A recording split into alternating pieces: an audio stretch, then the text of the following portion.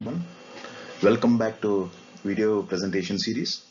In this video presentation, we'll discuss the properties which help us in deducing a larger system into a simpler system of impulse response. That is, whenever a linear system is composed of multiple sub-blocks, each sub-block obeying the property of linearity and time invariance, so that each sub-block can be represented by impulse response. And to represent overall system by a single impulse response, these properties will help us. That is, we can reduce a bigger system into a smaller system, and that smaller system representing the bigger system in terms of impulse response. Basically, there are three properties we will be concentrating, so that we can make use of them in system reduction. That is, to reduce a bigger system into a simpler system by using single impulse response. The three properties we are going to discuss in detail in this presentation are commutative property, distributive property, and associative property. And along with this, we'll also discuss system properties using impulse response. That is, a impulse response actually characterizes input-output relationship of a LTI system, and the same LTI system can still have other properties like memory, causality, and stability, and you can explore upon these properties by using impulse response representation itself. That is, if you know the impulse response of a system, you can find whether that system is also having memory, causality, and whether the system is stable or not. Accordingly, memoryless, we can identify if the system is memoryless or not. We can identify whether the given system is causal or non-causal. We can also tell whether the given system is stable or unstable by using impulse response. This also we'll discuss, but after discussing the above properties of convolution. And also we'll further discuss upon another concept called unit step response of a LTI system. That is, just like impulse response, we can also have unit step response for a given LTI system. That is, we can find out a unit step response from impulse response itself by using some mathematical operation. About that also we'll discuss in this series of lecture in the today's class. To begin with, let us start with the properties of convolution. So first of the property is commutative property, which is a very useful property as far as convolution is concerned, because using the commutative property, you can always write, if it is a discrete system, x of n convolution h of n can also be written as h of n convolution x of n. That is, we can either convolve x with h or h with x. You can swap the position of input and impulse response while expanding the formula of convolution. This helps us in applying the convolution formula, because sometimes while finding out the response of a system by using convolution, you have to fold one of the signal, no? So you can always fold, you can always flip a simpler signal. So depending on h of n or x of n, whichever represent a simpler signal, you can always take that signal as a second signal, so that you have to fold only the second signal, then you have to apply the convolution process. Similarly, for a continuous time system, you can also you can represent commutative property as x of t convolution h of t is also equal to h of t convolution x of t. That is, you can swap the position of x and h, that is impulse response, and it doesn't make any difference, still the output remains the same. What is the proof for this? Let us have the proof in this following step. Yeah, this is what the formula says. That is, consider a discrete time LTI system having impulse response h of n and with the input x of n. Then output is given by y of n is equal to x of n convolution h of n, which can be expanded into a formula like this. Just look at the formula of convolution, very familiar formula.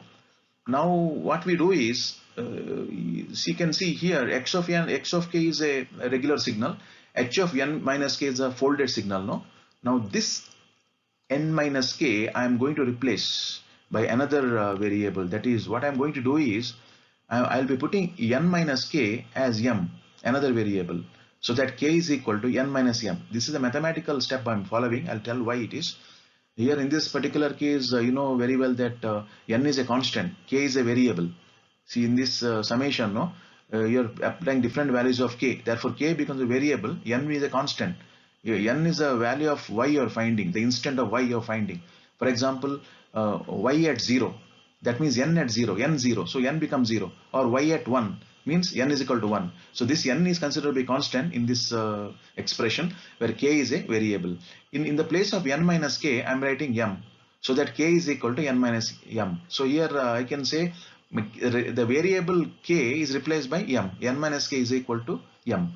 So when I do that, actually k is a variable here. No, you can see k limits ranges from minus to plus infinity. Therefore, I should change the limit also, because I'm changing the variable from k to m. No, when I replace n minus k as m, now variable becomes m. So I have to replace this k, no, that is limit k, also by m.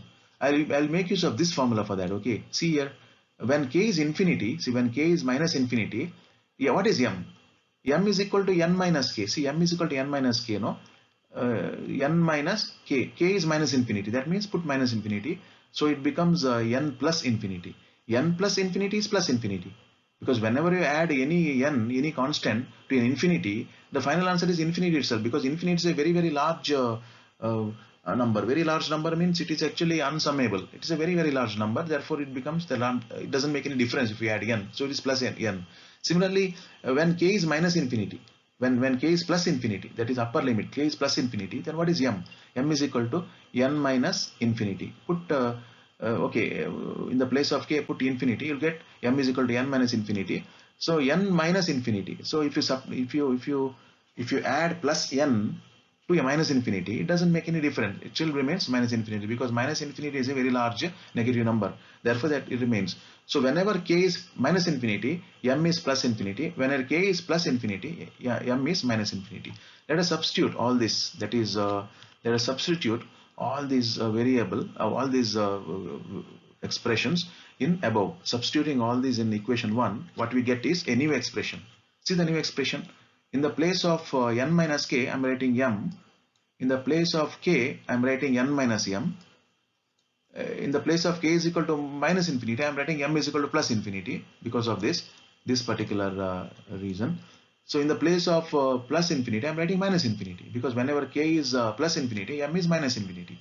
So I get this. Now in this, what I can do is, see, it is if you see this product, x into h is equal to h into x. It doesn't make difference, no? I'll write h first, h next. I mean x next. I will write h first, x next.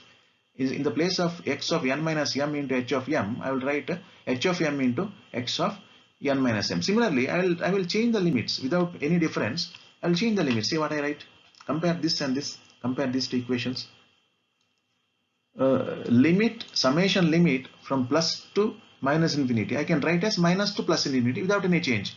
That is, the order in which I take the summation doesn't make any difference. I can add the number from right to left, left to right, or left right to left. It doesn't make any difference. So I can change the limit without any change, without any difference. In the place of m is equal to plus infinity to minus infinity, I can write m is equal to minus to plus infinity. It doesn't make any difference. Similarly, h of m into x of n minus m. I can actually, multiplication is commutative, no? Therefore, I can swap the position of h and x. Doesn't make any difference. So this is what? See, this is what I'm getting. So just this can be written as y of n is equal to h of n convolution x of n. See, the first function is this. Second function is x. See, this I can always write in this formula. Now, if I expand this formula, no, this will result in this formula only, no.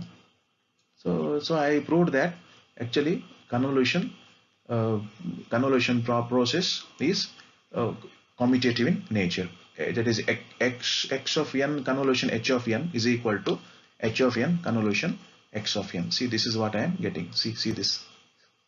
This is what I am getting. It obeys the commutative property. Similarly, for a continuous time system, I can do the same step I'm following it. Just go through the steps. For a continuous time LTI system having impulse response h of t and input x of t, the output is given by same step I'm following. I'm expanding the formula of convolution. Then in the place of t minus tau, I am putting another variable m. Then If I differentiate this expression with respect to m or t tau, I'll get this expression d tau is equal to minus dm. This I can always show. For that I should differentiate this expression tau or m.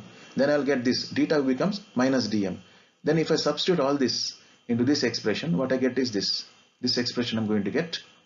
Then while if I reverse the integration limit, that is instead of going from plus to minus infinity, if I write minus to plus infinity, so it is minus of, the minus sign will disappear. That is always the integral rule is minus infinity to plus infinity is always equal to minus of plus infinity to minus infinity. This is the rule of integration, continuous addition. So making use of this rule, I have changed the sign. When I interchange the limits, when I interchange the limits, the sign becomes opposite, that is plus.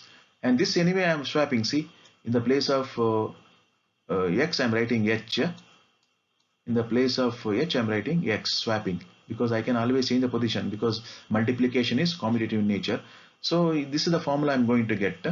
If I write this formula in the convolution form, what I get is this: y of t is equal to h of t convolution. If I write this one into this step, what I get is y of t is equal to h of t convolution x of t.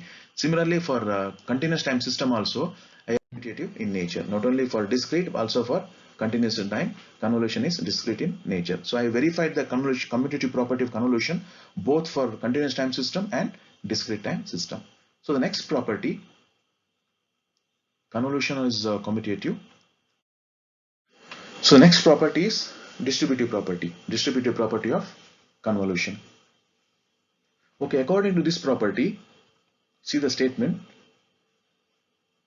in discrete time, suppose there are two systems in sum. For example, h1 of n plus h2 of n is convolved with the x of n. See, now the two impulse responses are in the sum form.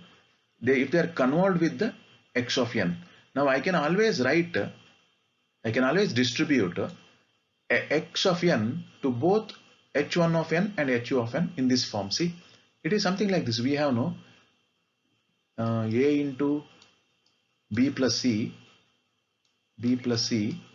is equal to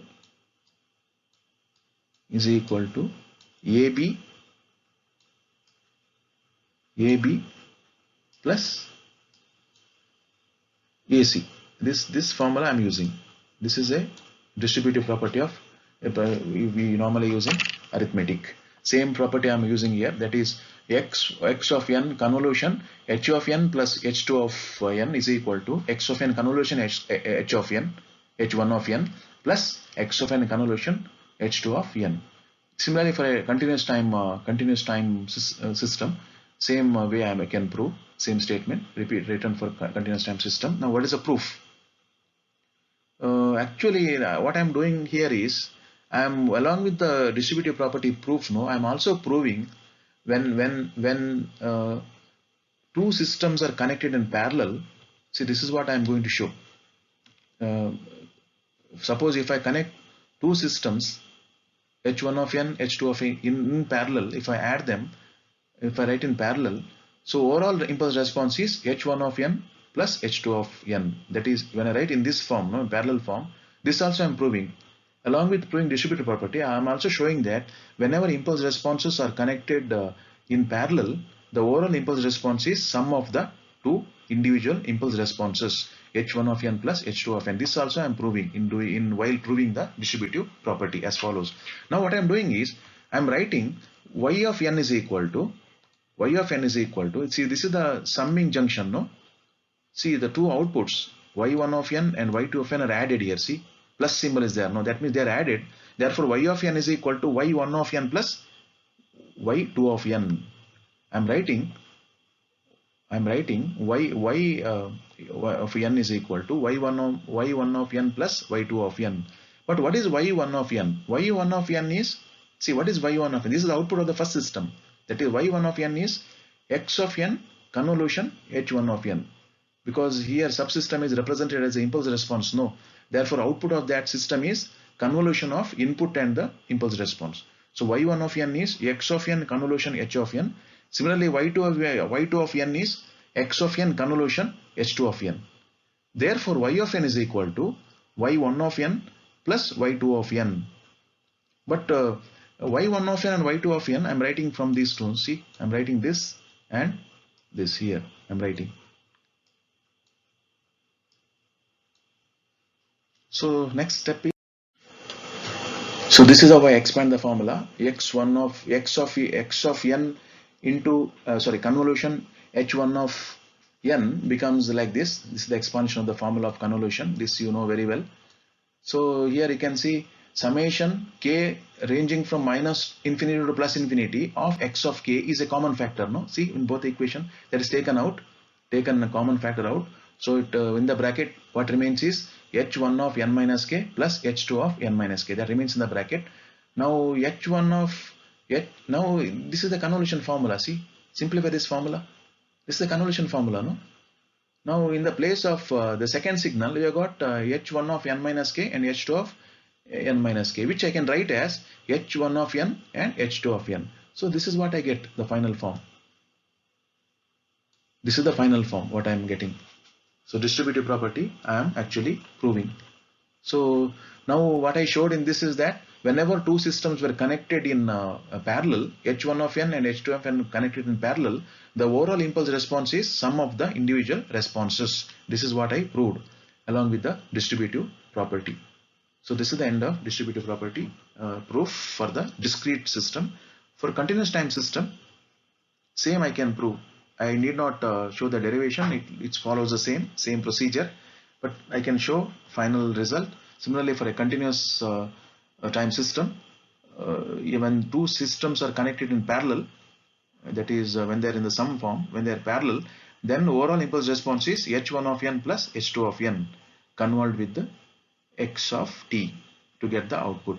This is what I show for the continuous time system for proving the distributive property. So this is exactly what I am going to do. I can replace.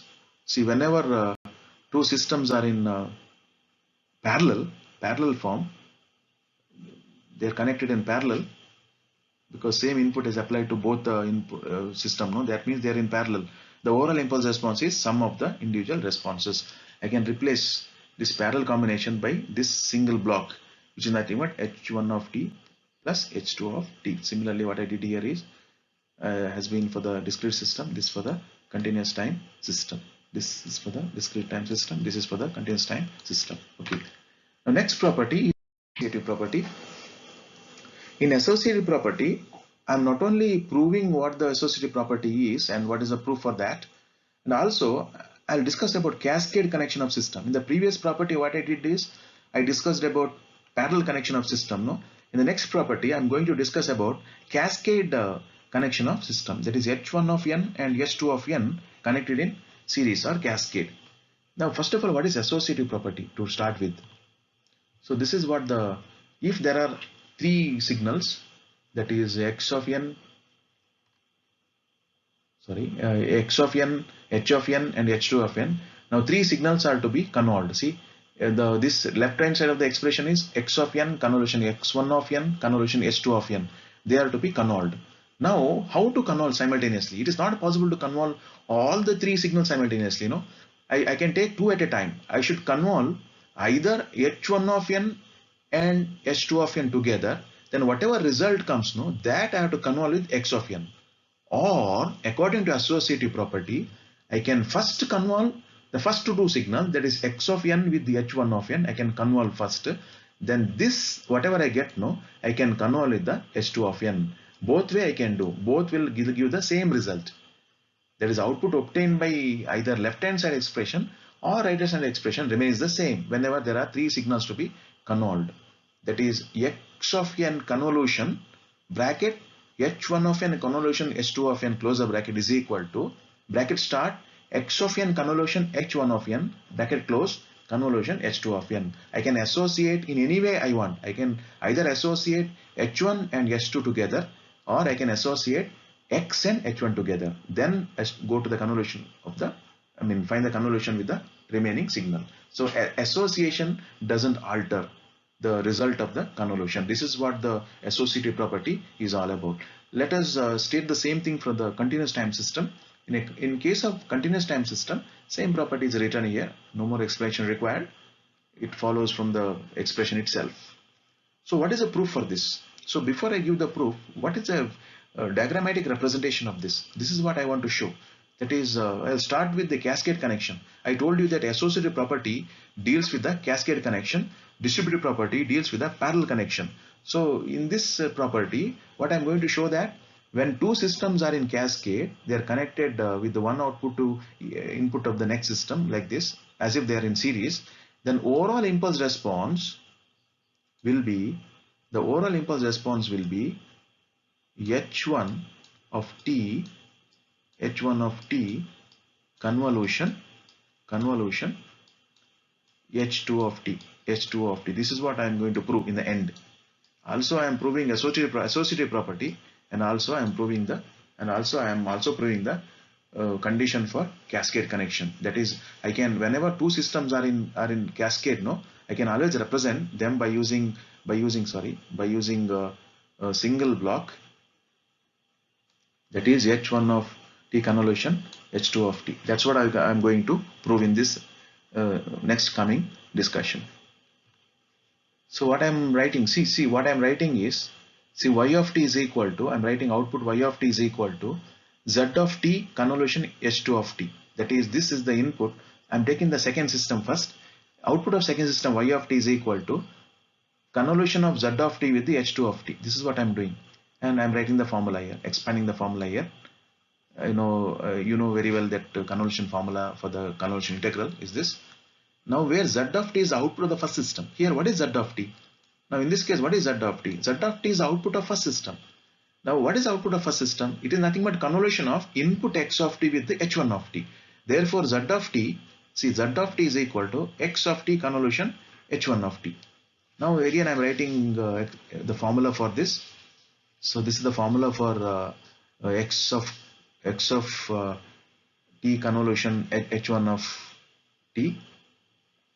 Okay, in the place of t I am writing tau here because I want to replace this tau, no. Therefore in the place of tau I am writing in the place of t I am writing tau. Therefore when I use the formula of convolution, no, I am introducing another variable nu. Nu is another variable because tau is being used for time domain, no. So now while writing convolution formula I need another dummy variable, no. In the place of tau I am writing nu. So tau is because I am using tau here because already I am replacing this z of tau, no, to be replaced by this formula now. So now there are three variables. One is t, tau, and nu. So here in the place of z of tau, I am writing this formula in this formula. See. So next, as I continue that,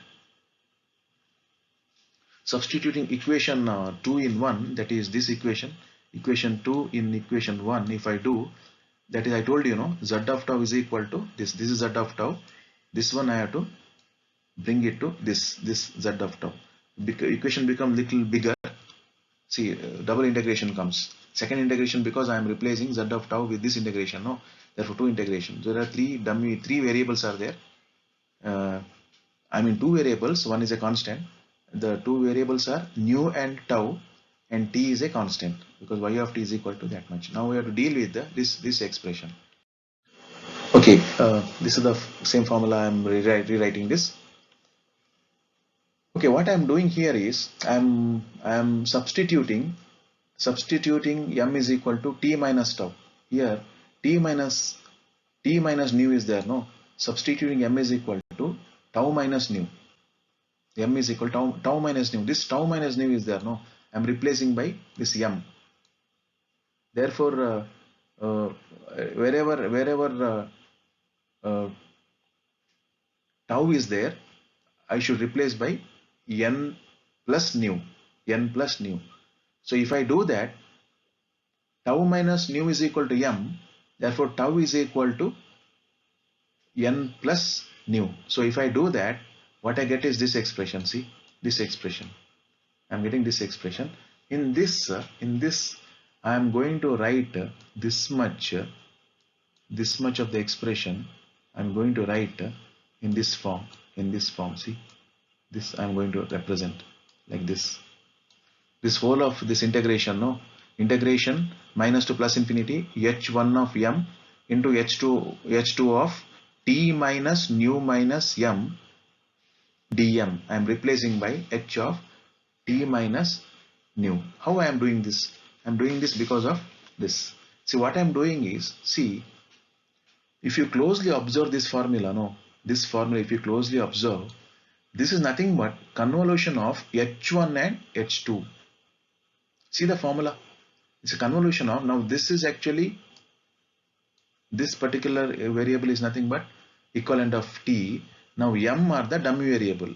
If you closely observe this much, no, this is nothing but convolution of h1 t minus nu h2 t minus nu, because this is the formula wherein this is a constant.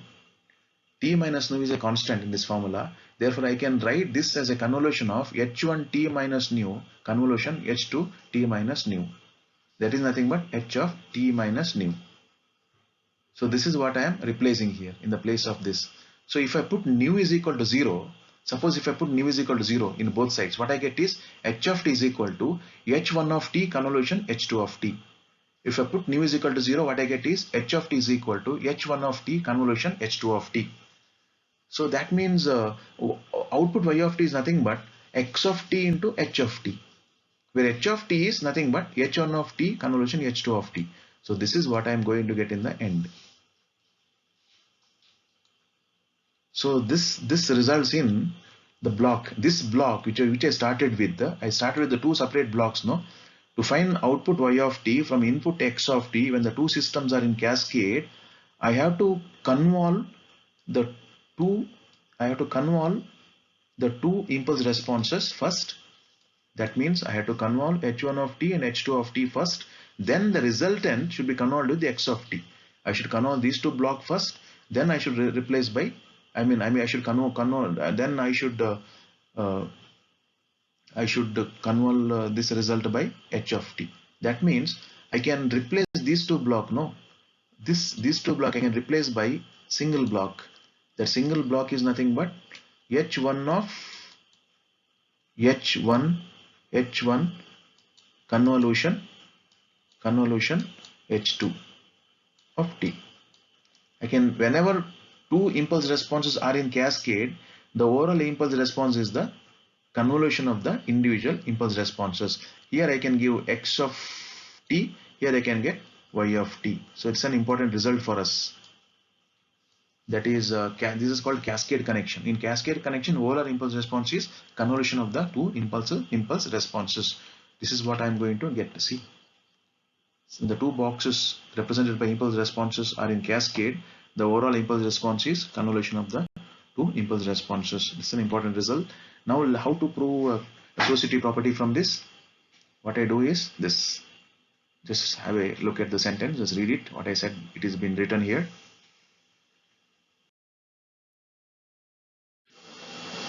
So this is what we have, the initially to start with. So this can result in this, because whenever two convolutions, whenever two impulse responses are in cascade, this is the overall impulse response. So this results in this. Here what I am doing is h1 of t convolution h2 of t can be written as h2 of t convolution h1 of t. I can swap the position because of commutative property. I already proved in the beginning that convolution obeys the commutative property. Therefore, I can always write this particular block h1 of t convolution h2 of t also as h2 of t convolution h1 of t. So this I can write separately. If I want to write in original form, I can write in cascade. So this is what I get. So that means this and this is same. I started with this and I can end like this. So I can change the position of, whenever the impulse responses are in cascade, I can change the order in which they are connected. I can connect first system first, second system next, or I can connect second system first, first system next. The order I can change the order whenever they are in cascade. No, order doesn't matter. Either h1 of t can be connected to h2 of t, or h2 of t can be connected to h1 of t. This is nothing but associative property of convolution in practical proof. So this is what actually I wanted to show in this presentation. See, this is what I meant in this last discussion. So order in which I connect the blocks when blocks are in cascade doesn't matter. So I am going to end this video now. So you please come back to next video where I will continue discussing on the properties of convolution in the form of identifying system properties using impulse response, because I also know that impulse response closely associated with convolution can be used for identifying memory, causality and stability property of a linear and time invariant system, which I'm going to discuss in the next video. For the time being, let us depart. Please come back to the next video.